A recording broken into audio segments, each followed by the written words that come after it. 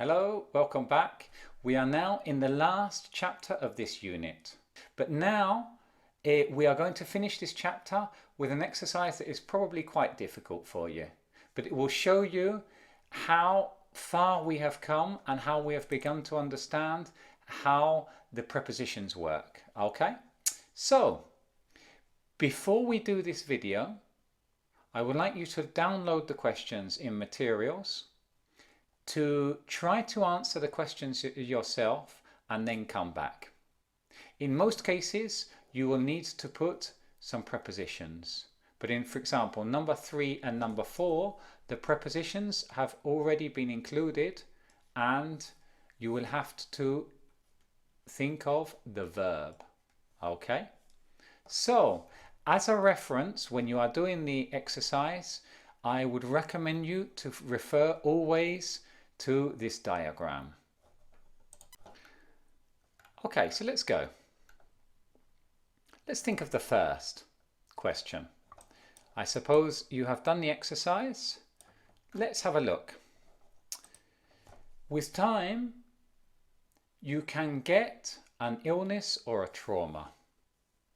Okay, this happens to all of us. We have a bad experience, but after years, we can get over. We can get over.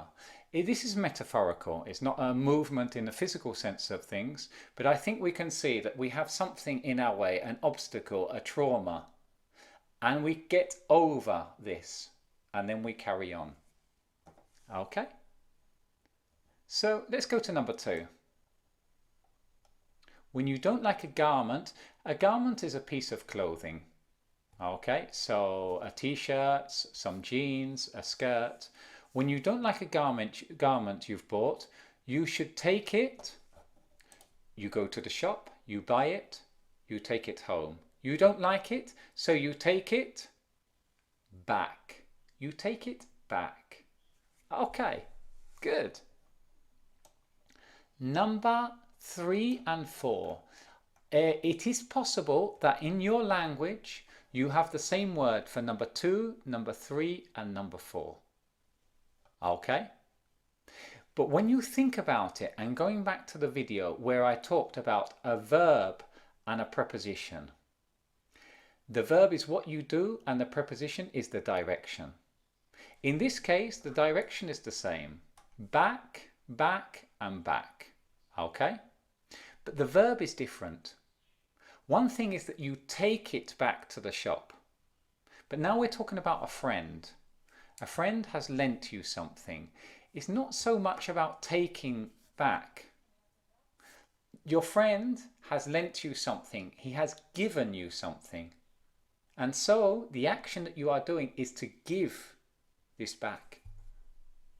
You give it back.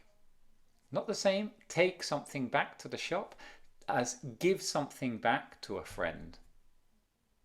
But now, number 4, we are talking about money.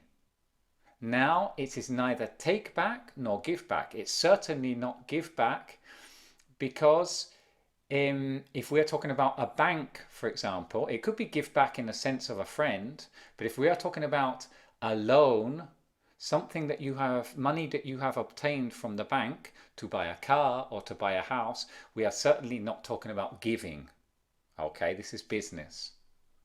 So it's more logical to say you'll pay it back. You are paying this money. You are paying this loan. So you pay it back. Okay? So even if in your language you have the same word, in English, take back, give back, pay back is different because the action is different, although the movement is the same. Good. Number 5. This is a very unpleasant example, especially if you like animals. But again, it is very helpful as a phrasal verb to understand how they work. We are talking about your dog crossing the road and a car comes and hits the dog and probably kills the dog. Okay? So, which of these arrows, which of these prepositions would be the correct one? Okay, the answer is, I can't forget the time my dog was run over. Run over. To run somebody over is when a car or a vehicle of some sort runs literally over this person. Okay? Number 6. Here there are 4 possibilities. 4. Depending on what you want. So I'm sure you've got this right. If you've answered one with one answer, try to give me 4. Okay? The answers are: can you turn the music on? Okay, there is no music. Can you turn the music on? Can you turn the music up? Because the volume, I can't hear it. Now the volume is too high. So can you turn the music down? And finally, I'm okay now. I don't want to listen to music. I want to read. I want to watch the television. Can you turn the music off? To stop.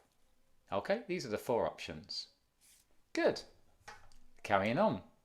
Number 7. You are in the cinema. You are watching a horror movie. Okay, you are watching a horror film. That scene was too horrible to see. I had to look and think about it. I'm going to do the gesture. I had to look. What gesture is this?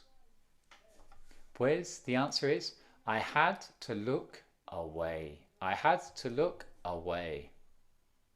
Good. Very good. Number 8. The tree darkened the living room. It was making the living room dark. So we cut it. So let's have a look. Which of these prepositions would you use? Okay. So if you have chosen, for example, we have cut it off. If you remember the example of the finger, off would be one of the branches. Let's say that, for example, you say, we cut off a branch. The branch is on the tree and we cut it off. But the tree itself, the entire tree, you would say, we cut it down. We cut it down. Okay, my old stuff.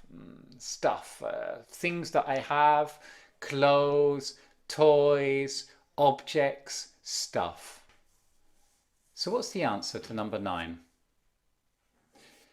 You have stuff and you don't want this stuff. You want it to go to a different place. To go to a different place.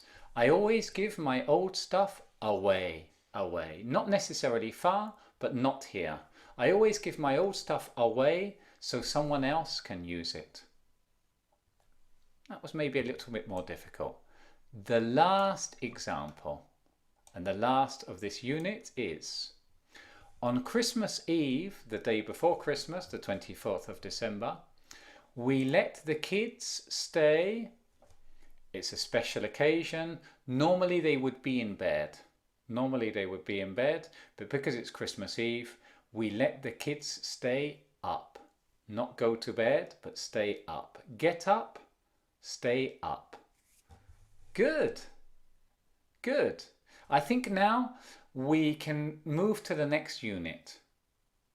We understand how the prepositions are movements, and we have practiced ways to logically guess what a phrasal verb can mean in context.